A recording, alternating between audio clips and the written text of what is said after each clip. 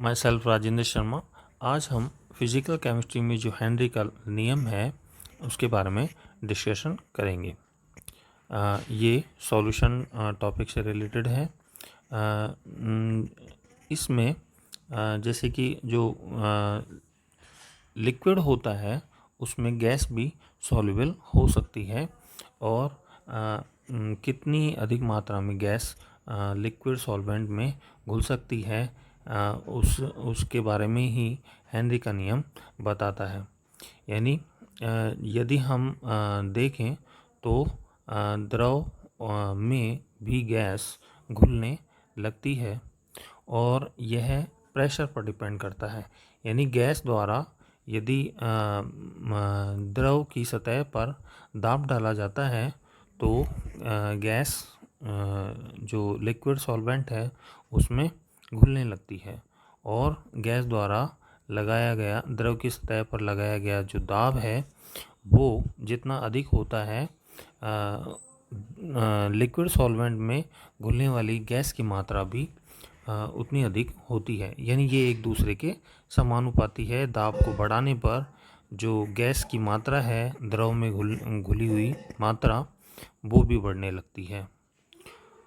यानी जो गैस है उसकी सॉल्युबिलिटी भी बढ़ती है यदि हम दाब को बढ़ा दें या गैस द्वारा द्रव की सतह पर लगाया गया जो दाब है उसको यदि बढ़ा दिया जाए तो गैस की सॉल्युबिलिटी लिक्विड में बढ़ने लगती है। और इसी से रिलेटेड है हेनरी का नियम। हेनरी के नियम के अनुसार जो द्रव विलायक में गैस की कितनी मोल भिन्न है यह इस बात पर निर्भर करता है कि गैस द्वारा द्रव की सतह पर कितना दाब डाला गया है।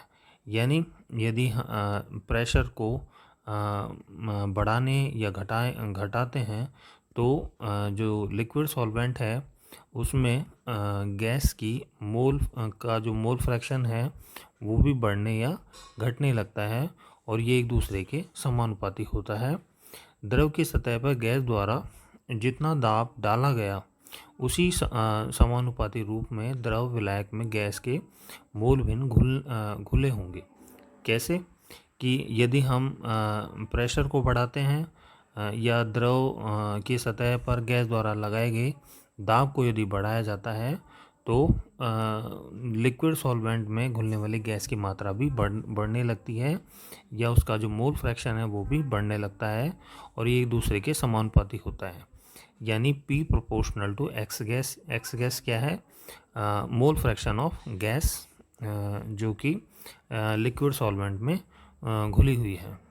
और P क्या है? P है जो द्रव की सतह पर गैस द्वारा लगाया गया दाब है, प्रेशर है या पार्शियल प्रेशर है। यदि पार्शियल प्रेशर कब होगा? जैसे कि यदि मान लो गैसों का मिश्रण है उसके द्वारा दाब डाला गया है तो एक पर्टिकुलर गैस के लिए हम मोल फ्रैक्शन निकालेंगे तो उस गैस का जो दाब हम लेंगे वो पार्शियल प्रेशर ही होगा।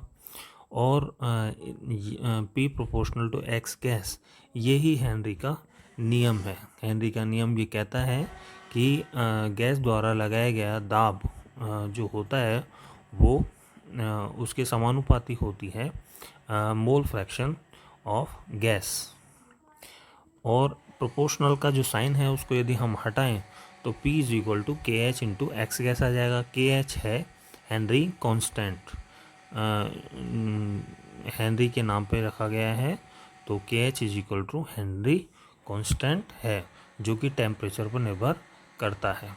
के एच का मान जो है वो टेम्परेचर पर निर्भर करता है। तो P इज इक्वल टू के H into x gas. X gas क्या है? Mole fraction of gas. और तो हम इसे ऐसे भी लिख सकते हैं P इज इक्वल टू के H into number of moles of gas upon number of moles of gas plus number of moles of water या लिक्विड। और जो मोल्स हैं वो क्या होता है? मोल्स इज इक्वल मोल होता है वेट ऑफ गैस अपॉन जो मॉलिक्यूलर वेट होता है वो होता है यानी small w upon capital W। तो ये इस तरीके से हम मोल्स निकाल सकते हैं कि उसमें कितने मोल्स हैं। तो P इज इक्वल टू के H into number of moles of gas upon number of moles of gas plus number of moles of water या लिक्विड। और यदि हम हेनरी के नियम को ग्राफिकली देखें, अब देखिए कि P इज इक्वल टू के एच इंटू एक्स गैस है, तो ये एक न्यूमरिकल या एक इक्वेशन होगी y is equal to M X.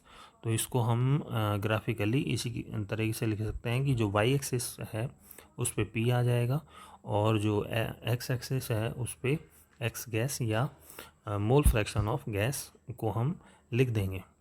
तो हम देखते हैं कि जैसे जैसे प्रेशर को बढ़ाते हैं या गैस द्वारा लगाया गया जो द्रव की सतह पर जो दाब है उसको यदि जैसे जैसे वो बढ़ता है वैसे वैसे गैसेस या घुलने वाली गैस का जो मोल फ्रैक्शन है वो भी बढ़ने लगता है और एक सीधी रेखा हमें प्राप्त होती है। और इसका जो ढाल होगा वो हेनरी कांस्टेंट के बराबर होगा। कैसे होगा? K H is equal to P upon X gas होगा, P अपॉन एक्स गैस। तो ये इसका जो ढाल होगा वो हेनरी कांस्टेंट के बराबर होगा। तो इस तरीके से जो हेनरी का लॉ है उसे हम समझ सकते हैं।